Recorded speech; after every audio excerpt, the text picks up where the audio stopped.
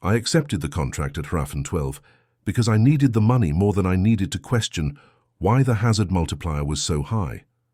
30 years old, certified in HVAC and electrical systems, and professionally toxic after blowing the whistle on safety violations at my last site, I was the ideal candidate for a place no one else wanted to winter.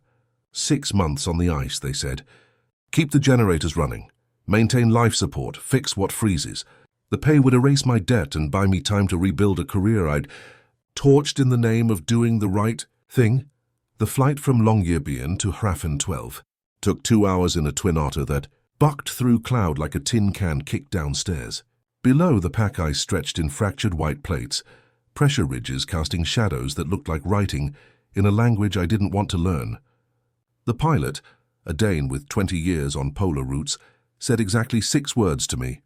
Don't go outside during quiet. I didn't ask what that meant. I was already regretting the decision.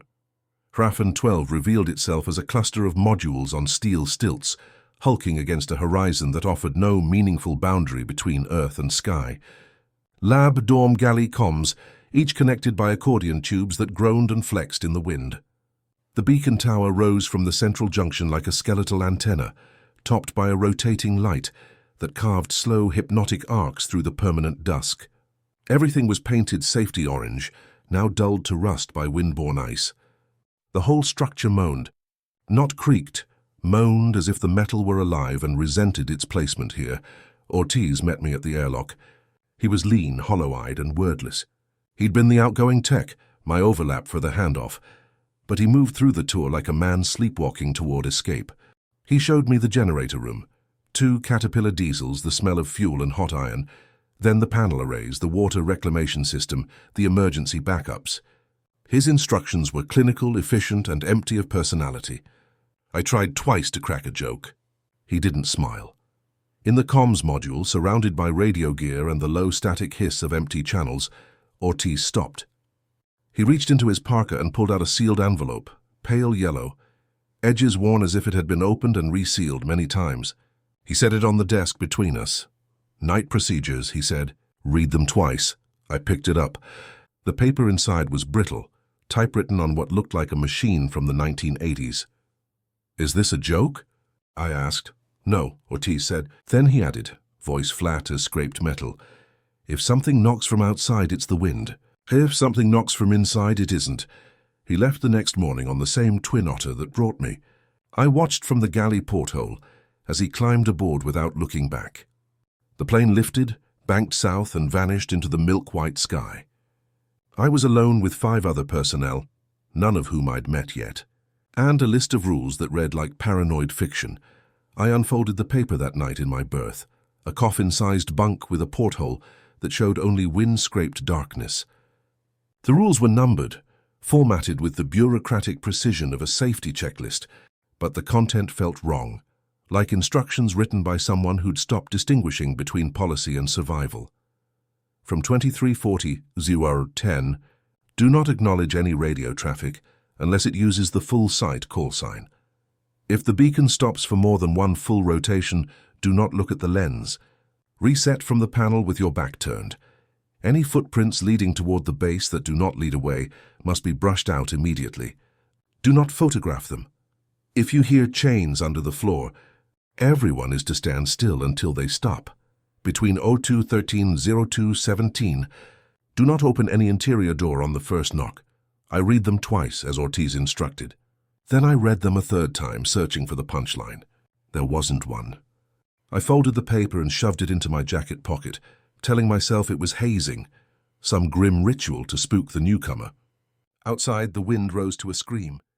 The tower cable, a guy line thick as my wrist, began to sing, a low oscillating note that sounded disturbingly like a human throat testing a vowel. I did not sleep well that first night. I told myself it was the time zone shift, the constant dim light, the unfamiliar sounds of a station settling in the cold. I told myself a lot of things. The rules, I decided, were the product of isolation and boredom, the kind of dark humor that emerges when people spend too long in a place that doesn't care whether they live or die, but I kept the list in my pocket. And when the beacon's light swept past my porthole, slow and deliberate, I found myself counting the rotations, waiting to see if it would stop. It didn't. Not that night. My second night on generator watch, the rules stopped being funny. I was assigned the midnight to 6 shift in the comms module, a role that mostly involved monitoring fuel flow, battery voltage, and the HF radio in case of emergency traffic.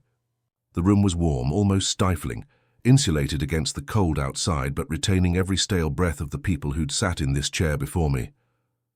The radio setup was old, an ICOM transceiver with a tuning dial that clicked like beetle legs, a desk mic chained to the panel, and a red LED that pulsed whenever the squelch broke. At 23:46, it crackled. RAFN 12 copy. Weather divert inbound, need light guidance.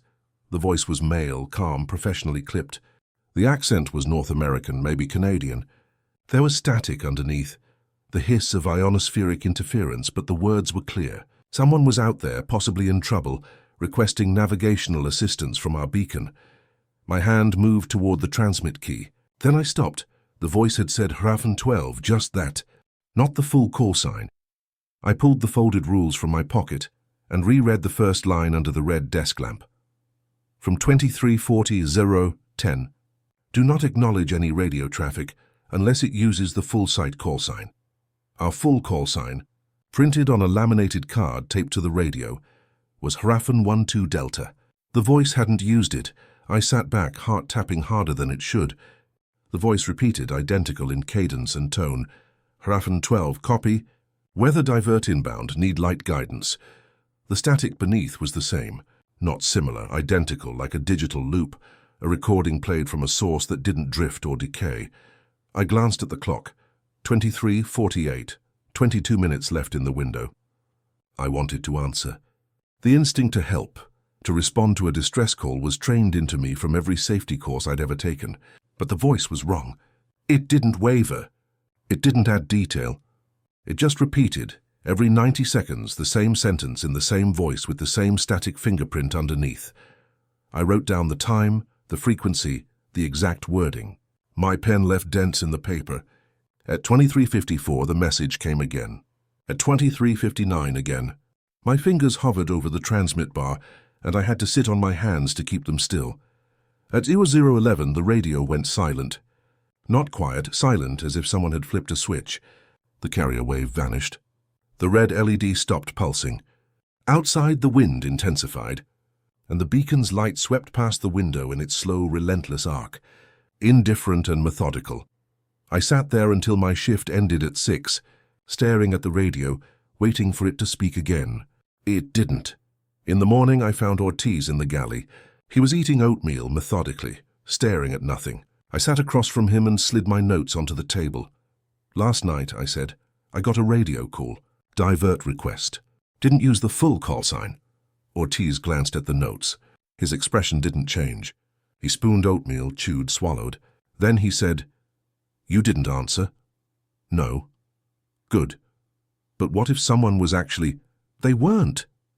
He pushed his bowl aside and looked at me with eyes that had seen this conversation before.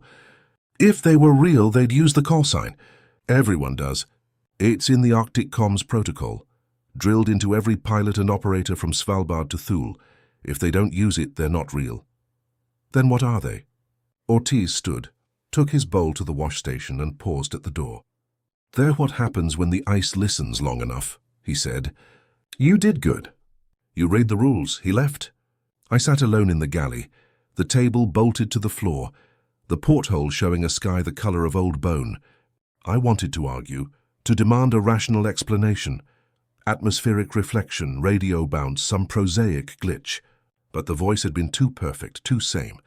And the silence after 0010 had been absolute, as if something had finished its attempt and moved on. I went back to my berth and read the rules a 4th time. This time I didn't look for a punchline. I looked for survival instructions. The beacon's light swept past my window. I counted the rotations. 18 seconds per sweep. I counted to make sure it didn't stop, because I didn't want to know what I'd see if I looked into the lens. Evan Rudd arrived on the supply drop 3 days after I did, replacing a geologist who'd requested early extraction for personal reasons no one elaborated on. Rudd was 28, muscular in the compact way of someone who lifts weights to fend off boredom, and he had the manic cheerfulness of a man determined not to let the Arctic win. He wore a bright yellow parka that stood out against the white like a warning sign. And within 6 hours he'd nicknamed the base Frozen Alcatraz and started a betting pool on which piece of equipment would fail first. He hated the rules. "This is physics," he told me over coffee in the galley, tapping the laminated sheet I'd taped beside the duty roster. "We've got temperature inversions, ice quakes, acoustic mirages. I've worked Baffin, Ellesmere, the Ross Ice Shelf. It's all the same. Cold does weird shit to sound and light. That's it." "Then why the specific times?" I asked. "Why 2340 to 010? "Superstition," Rudd said, grinning. "Someone sees something weird, writes a rule, and it becomes gospel. Confirmation bias. You follow the rule, nothing happens, so you think the rule saved you. You don't follow it. Something weird happens anyway because we're on the Arctic Ocean in winter, and boom. Legend." I wanted to believe him. Rudd's skepticism was appealing in its clarity, a lifeline of rationality in a place that felt designed to erode it. But I'd heard the radio voice. I'd felt the silence afterward. "What about the footprints?" I asked. "Rule 3. Snow compression anomalies," he said without hesitation. "Wind scoops out a depression, then fills it asymmetrically. Looks like a print going one way, but not the other. Brush it out, problem solved, no one panics." He leaned back, pleased with himself. "People need patterns, Sarah. They need control. Rules give them that. But this place doesn't run on magic. It runs on diesel and thermodynamics. That afternoon, we were doing a maintenance walk-down of the exterior systems, checking the stilts for ice buildup, inspecting the beacon's motor housing, making sure the anemometer hadn't frozen solid. The wind was moderate, maybe 20 knots, and the sky had the dull, oppressive luminosity of a fluorescent bulb behind frosted glass. Halfway through the inspection, the beacon stopped. It didn't stutter or slow, it simply stopped. Mid-arc, the light frozen in place like a hand raised in warning. The motor housing clicked once, twice, then went silent. "Frozen gear," Rudd said immediately, already climbing the ladder welded to the tower's side. "Happens all the time in cold startups. I'll give it a nudge." "Wait," I started, but he was already on the platform, standing directly beneath the lens. Looking up. "Rule 2. If the beacon stops for more than one full rotation, do not look at the lens. Reset from the panel with your back turned." Rudd stared into the light. I saw his silhouette tilt just slightly, as if the stopped beam were a physical weight pressing into his skull. His breath misted, but the fog didn't rise. It moved sideways, wrong to the wind direction, curling toward the lens like it was being pulled. "Rudd," I called. "Don't look at it." "Use the panel," he laughed. The sound was thin. "It's just a halogen bulb, Sarah, it's not—" He blinked hard and his voice faltered. "Huh, what?" "I thought I saw it still rotating." He shook his head, squeezed his eyes shut, then manually shoved the motor housing. It clicked and groaned, the beacon resuming its sweep. Rudd climbed down grinning, but his pupils were dilated in a way that had nothing to do with the dim light. "See? Physics," he said. But for the rest of the day I watched him. At dinner, he glanced at doorways a half-second too late, as if tracking movement that wasn't there. During the evening briefing, he turned his head twice toward the comms porthole, even though the beacon's sweep was at the far end of its arc. And when I passed him in the corridor that night, he muttered, 18 seconds without being asked. He was still counting rotations. In his head, as if the beacon hadn't stopped at all.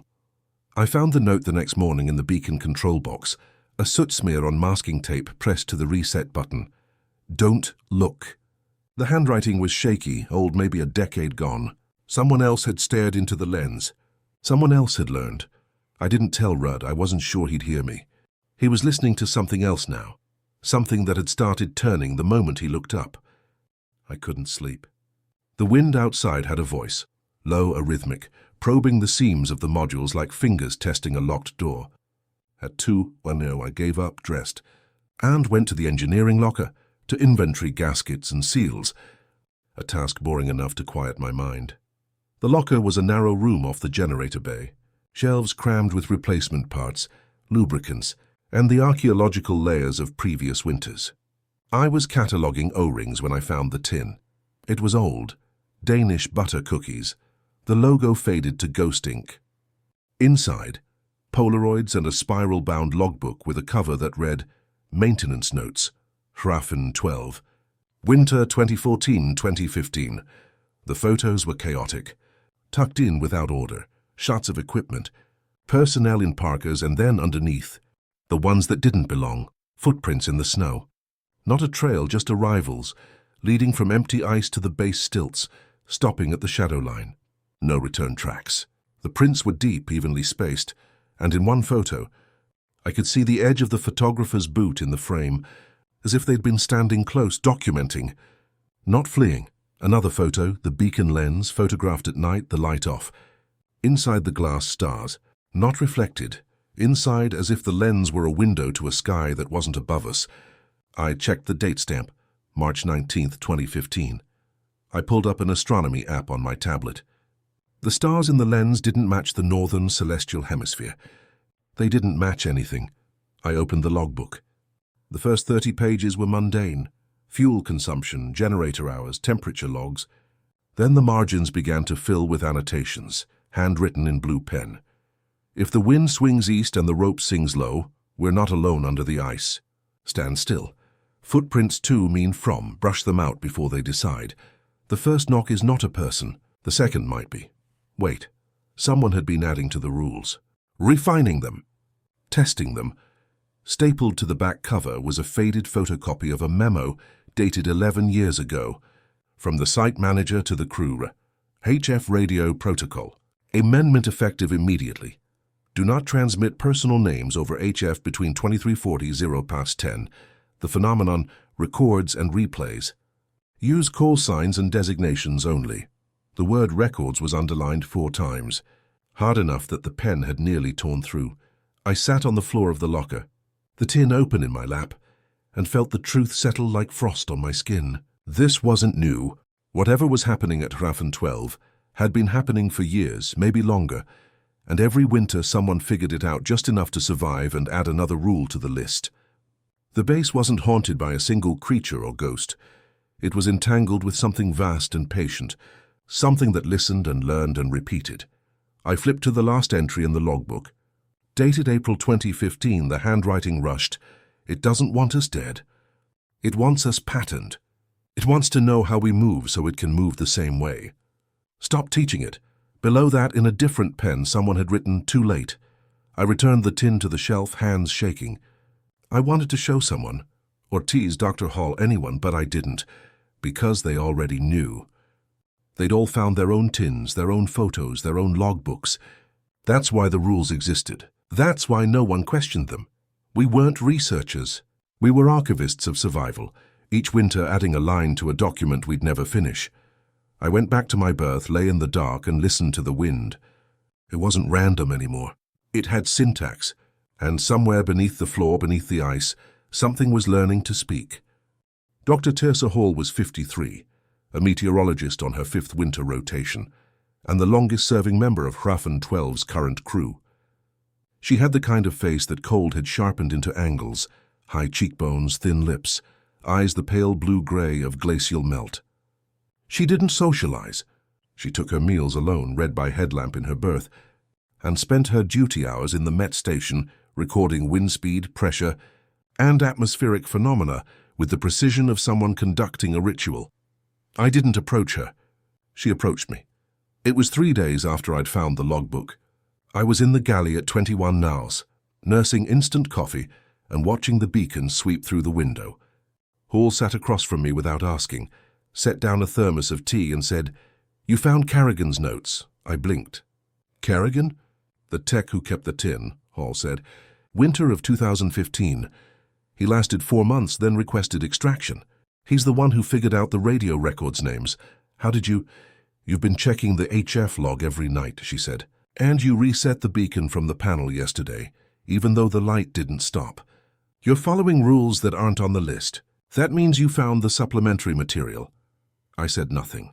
Hall poured herself tea, the steam rising in a thin column that didn't waver despite the ventilation current. "The inversion layer out here is semi-permanent," Hall said, her tone clinical, pedagogical.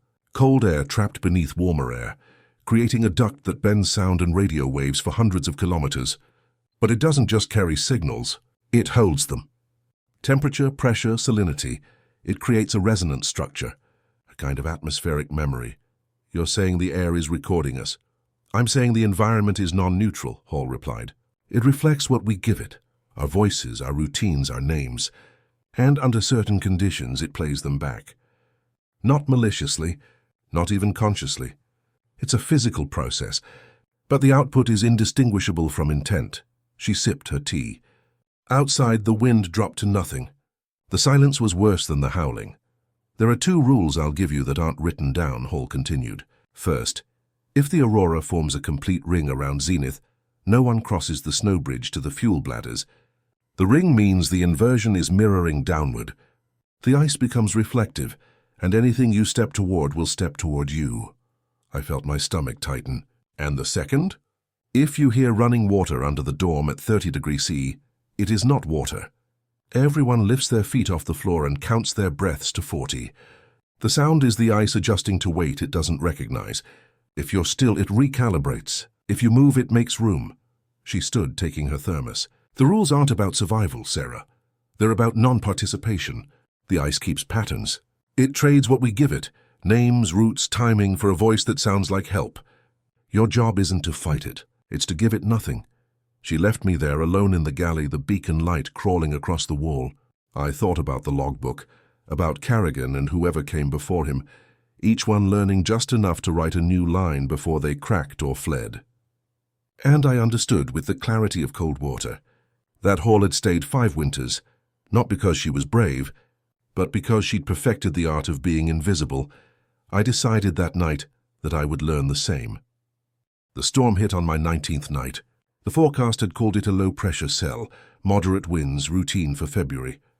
What arrived was something else, a whiteout that turned the world into static, wind at 50 knots that made the modules scream, and spindrift so dense it packed the seams of the airlocks like cement. We sealed the interior doors, fired up the backup heater, and settled in to wait it out. At 02:13, I heard the knock. I was in the corridor between dorm and comms checking the seal on the lab access door. The knock was soft, deliberate, tap-tap knuckles on aluminum. That came from the lab side. Rule 5. Between 02:13, 02:17, do not open any interior door on the first knock. I froze, hand on the latch. My instincts screamed to open it. Someone might be trapped, hurt, needing help. The knock came again, same rhythm. Tap, tap, patient. I checked my watch, 02:14. 3 minutes left in the window. Then my radio crackled. Sarah. Doors jammed, open, open. I can't get through. Ortiz's voice, frantic, breathless. I could hear wind noise in the background, which made no sense because he should have been inside in his berth, asleep. My hand moved to the latch release. I stopped myself at the last millimeter. Something was wrong. The knock had been soft, controlled. Ortiz's voice was panicked, urgent, designed to provoke action. And beneath it all, I felt it. The low hum through the floor, a vibration that wasn't mechanical. Chains, under the floor. Rule 4, I stepped back from the door. The floor hum intensified, not louder but closer, as if something were dragging itself along the underside of the module, beneath the insulated panels and steel crossbeams. The sound moved from the lab toward me, then past, then away toward the galley. I stood perfectly still, breath held, counting silently. At 38, the chain sound curled away, fading like a voice disappointed by silence. At 02:16, 2 knocks. He even measured, tap, tap. I opened the door. Ortiz stumbled through, frost crusted in his beard, cheeks red from cold. He was shaking. Got turned around in the module link, he gasped. Thought I was in the galley tube, but I ended up at the lab. Door was locked. Couldn't get it open. He looked at me, then at my hand still on the latch, then at his radio clipped to his belt. Powered off. You waited, he said quietly. Yes. He nodded, breath slowing. Good. I looked past him through the open door into the lab module. The snow vestibule was thick with drift, and in the LED wash from the corridor light I could see footprints, boot prints, leading to the door from the outside. Deep, clear, evenly spaced, no prints leading away. I grabbed the push broom from the wall mount. Ortiz didn't ask. He just stepped aside. I went into the vestibule, cold knifing through my thermal layers, and brushed out the prints. I worked methodically, erasing each depression until the snow was smooth and blank, a skin without history.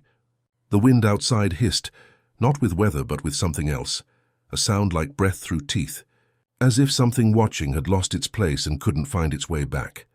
When I returned inside, Ortiz sealed the door behind me. We didn't speak. We both knew what had happened.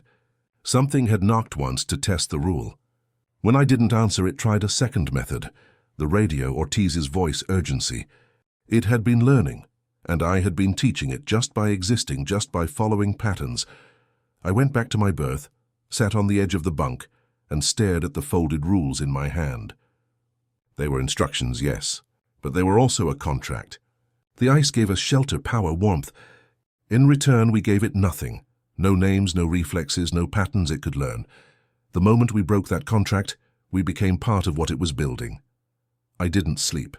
I counted beacon rotations until dawn. The power fault happened on the 32nd night. Just after midnight, a cascade failure in the primary generator relay tripped the breakers, and before the backup could spool up, the entire base went dark. Emergency lights kicked in, dim red LEDs that turned the modules into the interior of something organic and dying. The heating system stuttered, and within minutes the cold began to press through the insulation like a slow, deliberate hand, and the beacons stopped. Not a mechanical stop. It died mid-sweep and stayed there, the lens dark, the motor silent. I was in the comms module when it happened, and the absence of that slow rotating light felt like a wound in the air, something essential torn out. I grabbed my parka and ran to the galley where the crew was gathering. Hall was already at the porthole, staring up. I followed her gaze. The aurora had formed a ring, a perfect circle of green and pale violet, centered on the zenith, tight and brilliant against the black. I'd never seen one so geometrically precise. It looked drawn, diagrammed, a target painted on the sky. "No one goes outside," Hall said, voice flat. "Rule stands." Rudd was pulling on his gear, face set. "We need the backup fuel pump primed, or we lose the generators for good. I can reset it in 5 minutes. The aurora—" I started. "I don't care about the aurora," Rudd snapped. "I care about not freezing to death." He was already moving toward the airlock. Hall grabbed his sleeve. "Rudd, listen. The ring means the inversion is mirroring down. The ice is reflective. You step out there, you're stepping toward something stepping toward you." Rudd pulled free. "I've been outside in every condition short of a hurricane. I know what ice looks like." He keyed the airlock, grabbed a headlamp, and stepped into the vestibule. I saw his footprints bite into the drift. They didn't fill. The wind had stopped completely. The radio on the desk crackled. "Hreffen 12, Rudd here. Can't find the ladder to the pump bulge. Sarah? Hey, Sarah, you copy?" He'd said my name out loud on the radio. The HF set on the desk keyed off, its transmission light dark, repeated it a half-beat later. "Sarah?" Same inflection, same voice, layered like two recordings played slightly out of sync. Under the floor I heard water, not dripping, running a low steady flow at 31 centifax. I acted on instinct, pulling together every rule I'd learned. Hall, Ortiz, everyone. Feet up now. Count to 40 they didn't question. They lifted their boots off the floor, balanced on chair edges, countertops. I turned my back to the beacon tower, went to the control panel, and reset the motor without looking at the lens. My hands shook. The panel clicked. The motor groaned, reluctant, then caught. The light began to sweep again.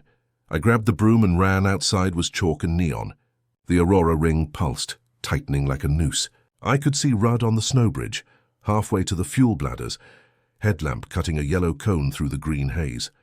He was walking towards something I couldn't see, and every step he took left prints that didn't fill. Didn't blur, they stayed stark and wrong. I moved backward, facing him, brushing out his trail as I went. I erased his path step by step, making the snow blank, making his route non-existent. The aurora tightened further.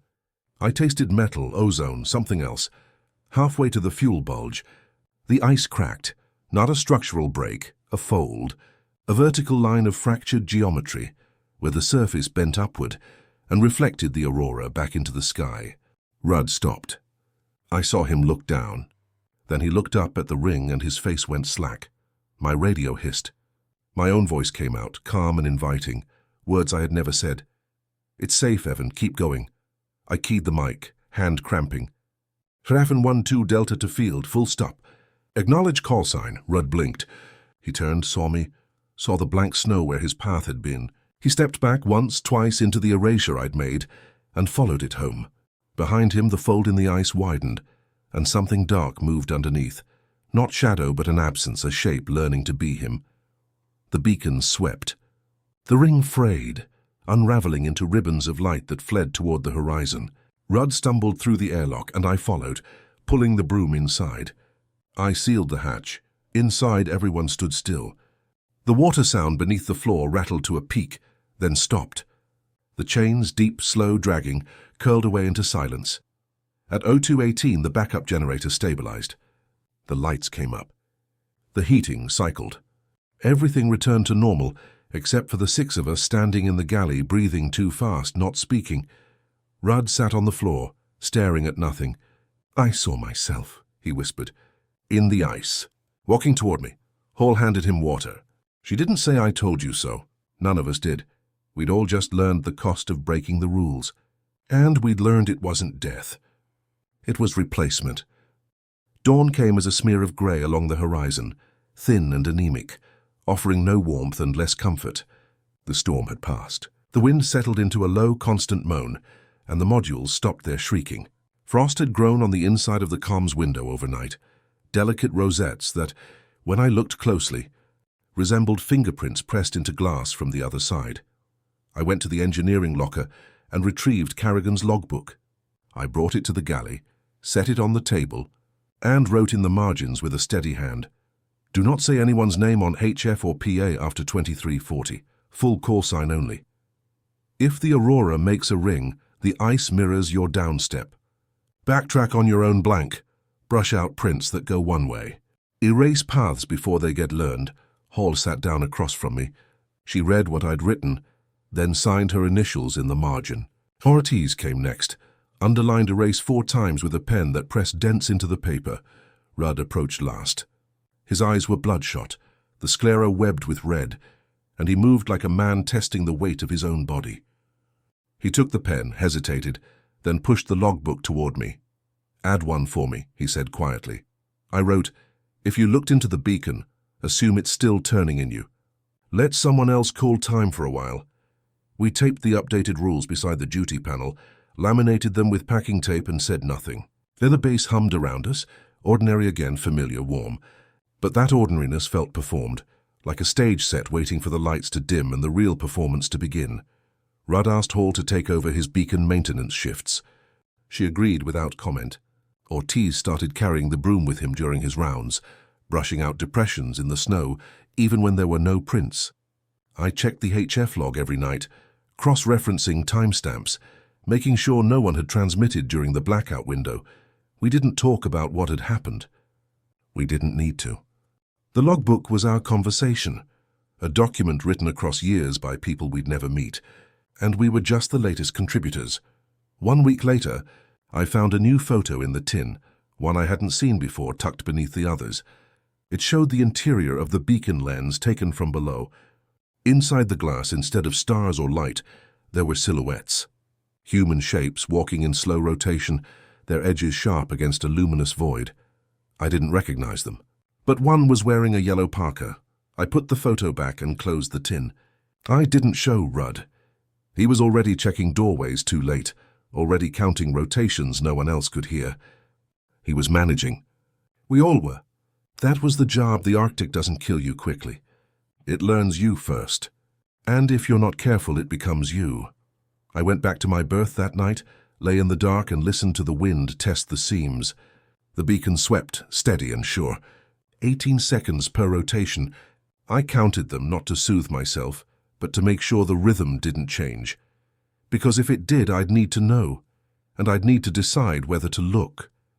The relief flight arrived on schedule in early April, a twin otter that landed on the compacted strip with the smooth efficiency of routine. Among the supply pallets and fuel drums was a new crew member, Talia Voss, 26, a paramedic with certifications in wilderness medicine and cold weather trauma. She had bright eyes, a quick smile, and the kind of confidence that comes from not yet knowing what confidence costs. She laughed when she saw the rules. "Ghost radio?" she said, reading the laminated sheet in the galley while the rest of us prepped for turnover. "Reflective ice? You all need more vitamin D," Hall said nothing. Ortiz finished his coffee and left.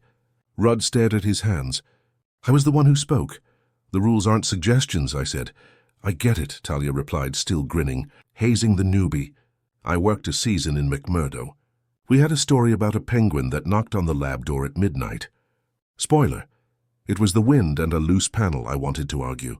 I wanted to show her the logbook, the photos, Carrigan's notes, but I knew it wouldn't matter. Belief isn't taught. It's learned, the way Rudd learned, the way I learned. You either follow the rules and stay skeptical, or you break them and become convinced. I chose a third option. I stayed quiet and waited. That night at 23:45, the HF radio crackled. Medic request, Talia respond. Medical emergency. Need immediate assistance. The voice was male, calm, urgent in the way a dispatcher is urgent. Measured, professional. I didn't use the call sign. It used her name. Talia looked up from her tablet, surprised. "That's for me?" Her hand moved toward the mic. I covered it with my palm. I didn't speak. I just shook my head once. She frowned. "Sarah, if someone needs—" I tapped the clock, 23:47. I pointed to Rule 1 on the sheet. She read it, looked at the radio, then back at me. "You're serious?" I nodded. We waited. The voice repeated, identical in cadence and tone. Medic request, Talia respond. Medical emergency, need immediate assistance. At 23:51 again. At 23:58 again, Talia's grin faded. She watched the radio like it was a living thing. At 0:11 it went silent. She sat back, pale. That was the same every time, yes, like a recording. Yes, she didn't ask how. She was smart enough to know the answer wouldn't help. 2 days later, during a routine check, the beacon hesitated. Just a half-second stutter mid-sweep, but enough. Talia, standing beside me on the platform, tilted her face up, curious. I turned her by the shoulders, gently but firmly, and reset the motor from the panel with my back to the lens. She started to protest. I handed her the broom and pointed to a set of prints in the snow near the stilts, boot prints leading toward the base. Stopping at the shadow line, no return trail. First job of every morning, I said. Talia stared at the prints. Then at the broom. Then at me. You're not joking. No, she took the broom. She didn't roll her eyes. She brushed out the prints methodically until the snow was blank. When she came back inside, her hands were shaking. What happens if I don't? She asked quietly. You teach it something, I said. And it uses what you taught it to become better at sounding like help, she nodded. She didn't ask any more questions. That night, I saw her reading the logbook in the galley, tracing the marginal notes with one finger, lips moving silently as she absorbed the lessons written in ink and desperation by people she'd never meet. The wind rose outside, and the tower cable sang its low, oscillating note, like a throat testing a vowel learning the shape of sound. The beacon swept steady and relentless, 18 seconds per rotation. Talia counted them aloud just once to make sure. Then she stopped as if realizing that counting was a pattern, and patterns could be learned. She was learning fast. The sea ice listened. The aurora waited. And somewhere beneath the floor, beneath the steel and insulation and frozen ground, something patient and vast continued its work, collecting our routines, our voices, our mistakes, and weaving them into a shape that could walk toward us, wearing our own reflection. The rules keep us alive. The Arctic keeps its recordings. Between these, Hrafn 12 endures until someone hears their name and answers.